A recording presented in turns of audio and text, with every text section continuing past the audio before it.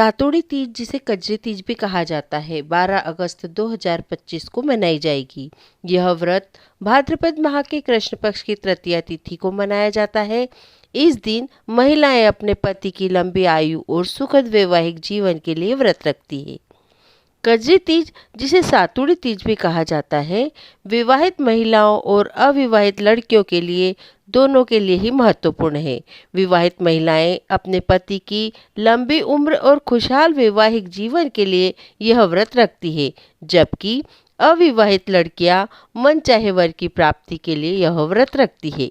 इस दिन महिलाएं निर्जला व्रत रखती है और शाम को चंद्रमा की पूजा करती है। पूजा के बाद सत्तू से बने पकवानों का भोग लगाया जाता है और फिर व्रत खोला जाता है। सत्तू के लड्डू और बर्फी जैसे पकवान इस दिन विशेष रूप से बनाए जाते हैं। कजरी तीज पर नीम की पूजा की जाती है। कजरी तीज को सातुड़ी तीज, कजली तीज या बूढ़ी तीज के नाम से भी जाना जाता है।